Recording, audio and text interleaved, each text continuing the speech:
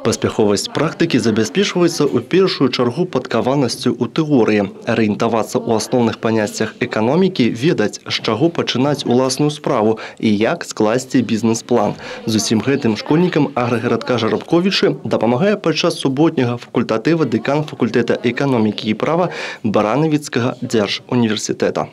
Начиная с 6 класса мы изучаем производство, особенности производства и основные направления и виды, которые есть у участников производства. 7 классами мы проходим финансовую грамотность, то есть конкретно за счет каких средств финансируется любое производство.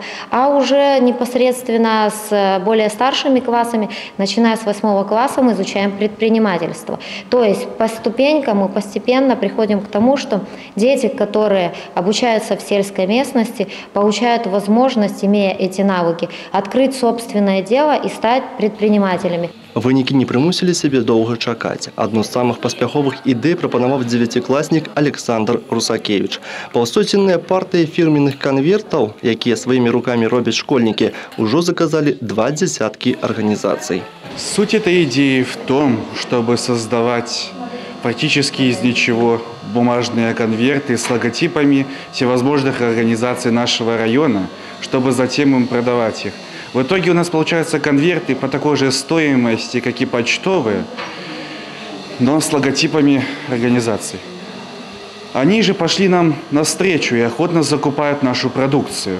Акрамя канвертаў, школьнікі на уроках грамадска-карыснай працы таксама займаюцца шыццём, вырабам сувенірных магнітаў і бірулек з выявамі ляхавічаў, сваёй школы і мясцовых знакамітасцей. Тое, што гэта робіцца не проста так, а дзеля заробку, асабліва зацікаўлівае юных прадпрымальнікаў. Нам очень нравится шить, очень нам помогают наши учителя. Этим мы занимаемся на общественно полезном труде. Мы шьем разные изделия, вот носовые платочки женские, мужские, детские. Помогаем шить фартухи при этом и разные комплекты. Я думаю, что этот опыт пригодится мне в жизни и своими руками в дальнейшем можно сделать свой бизнес и зарабатывать деньги. Реалізуюць свае вырабы школьнікі ў асноўным на кірмашах-продажах, удзельнічаюць яны і ў раённых мерапрыемствах. На заробленыя грошы ў школе ўжо замянілі 5 змешвальнікаў, а на тыя сродкі, якія засталіся, для дзяцей плануецца арганізаваць навагоднія экскурсійныя паездкі і закупіць новыя матэрыялы для творчасці. Организовав бизнес-компанию в нашей школе, мы открываем большую дорогу для детей именно сельской местности.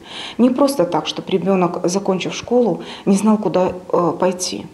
А ребенок реально поставил для себя какие-то цели. Кто-то будет предпринимателем, кто-то, может, и не свяжет жизнь эту с предпринимательством. Но все-таки, попробовав себя в этой сфере, я думаю, для жизни это все равно будет закалка.